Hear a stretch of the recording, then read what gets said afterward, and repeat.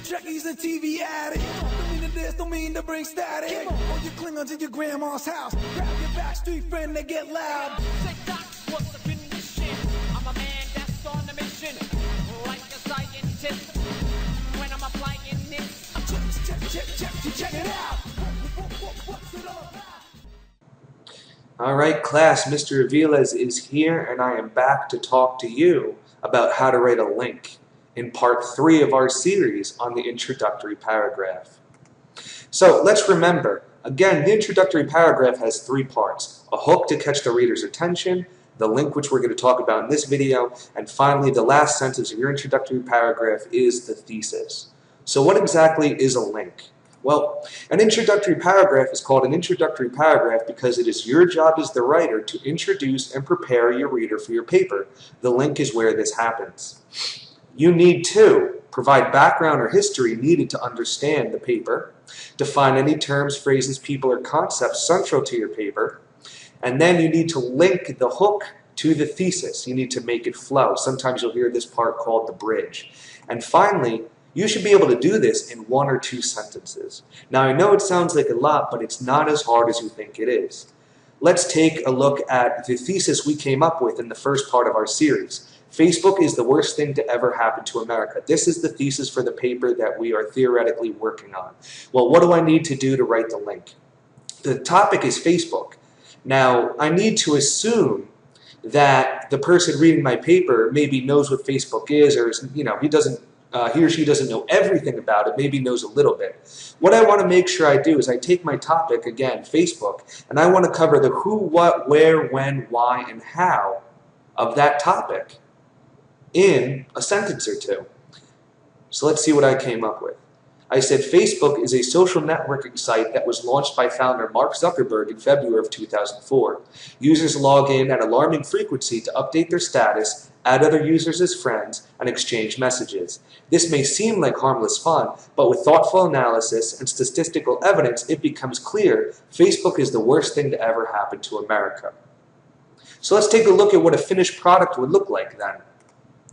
Altogether, we go with the hook we came up with in our second video. With over 1 billion users, if Facebook was a country, it would be the 3rd largest country in the world. This means 1 out of every 7 people on Earth have a Facebook, and over half of these people log in every single day.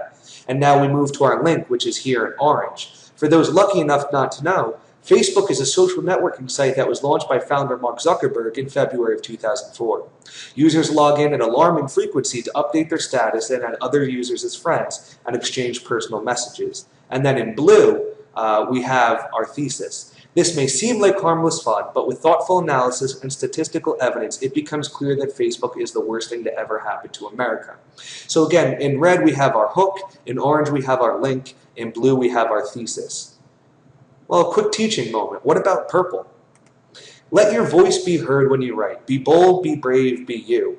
What we have here in purple is what we, in writing, call voice. And if you want to know more about voice, you can check out my video. But I want you to see, again, an example of how I'm putting my style, my voice, into my writing. So again, red is our hook, orange is our link, and blue is our thesis. And this makes up an introductory paragraph.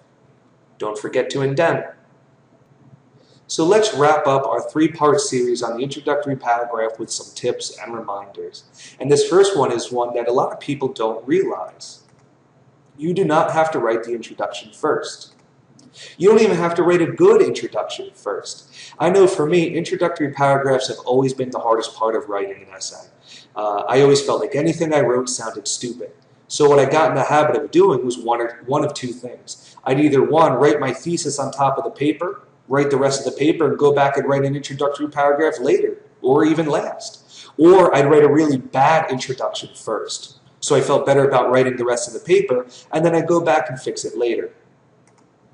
Don't forget, your entire paper should focus only on your thesis. As you write, you should ask yourself, does this enhance my thesis? Is this relevant to my thesis? Does this help prove my thesis? This is going to help you stay on topic throughout your whole paper. If you need to modify your thesis, do it. If you need to make your thesis more broad, or you need to make it more specific to help you meet page requirements, don't be afraid to do that. Decide if the paper needs to be in first or third person. Academic paper is almost always written in third person. That's why you hear words like one or the reader. You might hear words like Americans or people, he or she, him or her, it or its. That's third person, and that's almost always what you write your essays in. Decide what tense the paper will be in and stick with it. Whether you want to write in present tense or past tense, just make sure that you keep it the same throughout the whole paper. Eliminate unnecessary fluff. What we call being succinct. Let's take a look at this sentence. This sentence is full of something I call fluff. Over the years, it has been pointed out to me by my parents, friends, and teachers, and I have even noticed this about myself as well, that I am not the neatest person in the world. I call this sentence fluff because there's a whole lot of words, but there's not a lot of meaning, what I call meat. We could easily cut down all of these words and say something meaty like, I'm a slob. Or another example. If you wanted to say something in an essay like got back from, right, a meatier version would just be returned. Eliminating fluff often has to do with vocabulary. Never use two words when one will do. If you want to know more about being succinct and how to get less fluff and more meat into your papers, or you want to learn more about first versus third person or past versus present tense, I have videos on all of those things that you guys could check out. So hopefully this 3-part series on the introductory paragraph has been helpful to you. Hopefully you'll check out some of my other videos, and hopefully your papers are going to get a lot easier to write. This is Mr. Avila saying thanks for watching, and I will see you later.